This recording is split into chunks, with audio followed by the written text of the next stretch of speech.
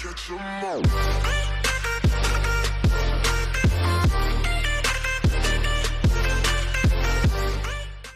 Hey, what's going on YouTube? So today 1.8 has been released for us, and it is the raid update, the healer nerf or adjustment if you will, and a bunch of other reworks, plus a new event hero has been released for us. With that being said, let's get right into it. I'm going to go over here, go to the news channel. Now, something I want to say right off the bat, well, let me give you some of the preview. This is a very, very long amount of just stuff that they've added, fixed, done, implemented, all that, whatever you want to call it. I have a few things I want to talk about today. I want to talk about raids. I want to show you a little bit of the raid. I don't want to make this video incredibly long, even though it's going to be really hard for me not to make this under 10 minutes. There's just so much, but I don't want to go through everything.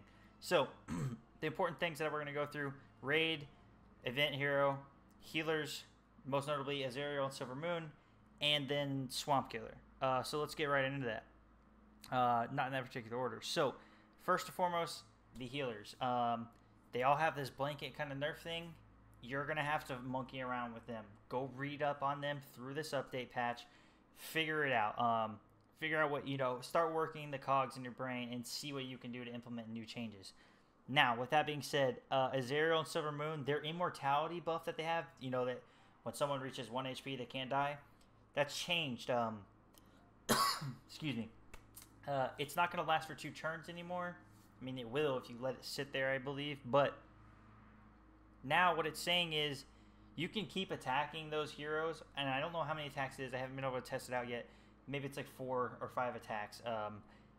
And the buff will go away and they will die. So that's phenomenal. I had a different idea for Azariel. But this actually works. I think this is going to be great. Let me find Swamp Killer, because this is going to give people a heart attack real quick. Swamp Killer's first and second abilities have been swapped, okay? So, her second ability, misses a lot, but it can do a high amount of damage. That's her basic attack now. That's the one that's not on a cooldown. Her cooldown that does the 2 little dagger slices, okay, and has the ability of stun locking people, that is her second ability now, and it does have a cooldown. Now, don't freak out. I think they upped the accuracy of that one ability, because I used her in 2 arena battles and only missed 1 attack. That's it, with the ability. So I don't know if the accuracy was increased a little bit. All I know is that Swamp Killer feels right now. Like, she feels like she belongs in the game with where the game is at. She's very balanced, yet she does an incredible amount of damage. It's kind of scary. She hits for an insane amount of damage. It literally scared me how much damage that she was doing, because she still attacks very fast. Now, you can still lock people out because she attacks so fast. She can cycle back to her second ability. With that being said, I think she's great. Use her still. Just figure out the pattern. It's a lot better. The only thing I didn't really notice that I had ended up using was her third ability much, but that was kind of just me. You have to monkey around with it. I think she's great. I gotta stop talking about her. On to the event hero. We have a tank that I think is worth it. Hello, thank you. This guy. Waiting for server. And lost connection. The game doesn't like me, guys. Come on, chop. Let's get back in here. I'll be right back. Okay, guys, so we had technical difficulty there due to the Age of Magic server kind of going down. So I'm going to show you raids real quick, and then I will go back to some pre-recorded footage that I had earlier of the event hero. It is not my best footage, so I apologize in advance, but it's the only footage that I can get on a video out to you guys right now. Yeah, because I'm terrible at recording, so I do like 1 million recordings every video. It takes me forever. Not really. I mean, it takes me a good handful of hours, but yeah, I'm bad. So anyways, this is raid 1, tier 1 raid, if you will. There's tier 1, we'll label it by 3 tiers. Tier 1, tier 2, tier 3, beginner, intermediate, and advanced, if you will. Tier 1 raid, this is a good one. This is good. It's got 3 lanes, alright? I feel like it's not going to take an insane amount of cooperation, but this is the good breaking ground for all our 55 to 65 level people out there. I think this is going to be great, and it's going to be challenging, so don't get discouraged. It will take some communication between each other and your clan. So if your clan has Discord, phenomenal. If you don't, you guys need to be talking to each other in that clan chat to figure out what's going on here. I'm going to give you some tips real quick, just from something that I have already kind of experienced. While you're in here doing these notes, if at ever any point you realize, hey, this is not going my way, I'm not going to be able to even do another one after this because I'm about to lose everybody, back out. Just get out. If you're in a bad situation, just back out. It's okay, because what happens is the raid thing, this is a clan event, someone else can come pick up right exactly where you left off, just like in the Tomb of Horrors. If you back out of there, get another hero because one died, and then go back into the battle, everything's exactly the same. All the damage and everything you've done, heroes that you killed on the enemy team, that's all still there, okay? So it lets you reset just like the Tomb of Horrors, and you can add another hero. But in this case, say you don't want, one of your teammates to come in. That's fine. You know what you do? You just go back in, you heal yourself up. It costs 20 to heal each hero to back to full. Heal yourself up and get right in there. With that being said, Tier 2 raid is going to give you more rewards per node. Like the very beginning of Tier 2 gives you more than the end of Tier 1 per node. So this is good. I kind of disagree with this tier though. This second tier is 65 to 75. I don't like that there's 7 lanes. I feel like we have this massive jump from Tier 1 3 lanes to Tier 2 is 7 lanes, and then Tier 3 is 8 lanes. Like I don't understand the thought process of that. I feel like Tier 2 should go down to 5 lanes. There is hard content here. I think this content is going to be a difficult content clear for our Tier 2 level players. We're talking the 65 to 75 player range. I think this is a little much for them. I think this is going to be difficult. This is going to require the most communication, hands down, I think. Unless everyone's right there at like level 74, almost level 75, I think it's going to be difficult. So I do have tips for you guys as we go here into the Tier 3 raid. Like I said, this is an 8 lane. I think this could stay at 8 lanes or could go down to 7 and Tier 2 go down to 5 lanes. But anyways, as you see here, we get 97 clan tokens per node completed in the very beginning of this raid, the Tier 3 raid, which is more than the very end of Tier 2 raid, like I said previously for the 2 and 1.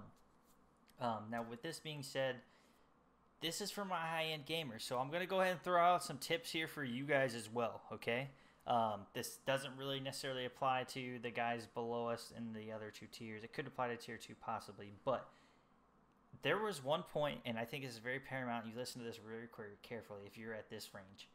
There is a lane where I fought 2 cages at one time. Okay, so that sounds insane, and it is, and let me explain to you exactly why. 2 anti-heals on your team is going to be a obliteration. You will die. You're going to, especially with the new healer update. You will die. So what I have done is I have gone, I waited till both those cages hit me with their anti-heals, and I left the match, okay? I left the mission. Hear me out. The reason why is I came back in immediately afterwards. They hadn't really done enough damage for me to even need to heal my heroes. So I came back in immediately afterwards, and now those cages' anti-heal abilities are on a cooldown timer. I was able to smash both cages right then and there and moved on and passed that mission node. Super easy. Use that tactic every time because that is a very tough fight. With that being said, I'm going to go over to that footage I talked about earlier that it was pre-recorded. It's not that great of the new event hero. From there, I just want to say I will be bringing out content as fast as I can, but I am moving into a new house on Friday. And so look for mid next week new content. Let me go over to this pre-recorded footage that I have of the new event hero. Thanks for watching, guys. A tank that we can just use. A tank that's a tank, I should say. So real quick, a very cool thing that they did on the ability, I can level this to max. Now, obviously, it's going to scale to your level, being that he's level 1 because I don't have him unlocked since he's not released yet. This doesn't look like crap. But what we can go further check out, this right here. So, let's check out the cooldowns. Okay, max level cooldowns. Increase of own armor of 600%. Increase his own magic resistance of 450%.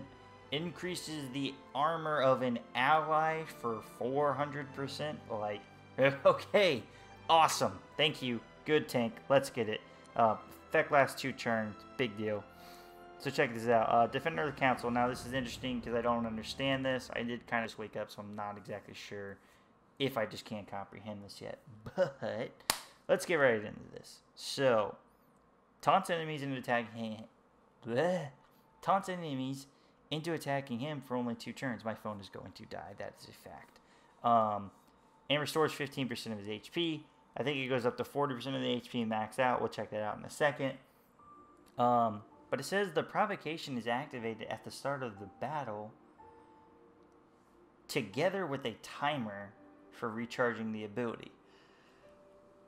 So I assume when you start the battle, what this is saying is he already has the taunt on. And then after a number of turns, you can use it again, which is fine. Yeah, I can see that being, you know, pretty decent. But, so let's see. Yes, he does heal by 40%.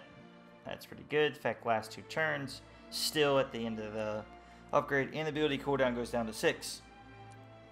Now, this is a pretty cool passive. Every time one of his allies is attacked with a physical attack, that ally gets increased armor for 2 turns. And maxed out, it's 120% armor. It's pretty sweet. I like it. Now, that's with a physical attack. So, I think because of this ability here, and let's scale that back up so we can check that out again. 600% increase of armor. 450% increased magic resistance. This dude is actually a tank. Like, we have a tank that can actually be a tank. He can actually just, you know what, get thrashed on. It'd still be standing. So I'm happy with this. God forbid you power this guy up with a, or, you know, pair this guy up with an Azariel, and then he can't die for a couple more turns, then he gets healed. Oh my god, I don't even want to get into it. It's going to be great. Get him as fast as you can.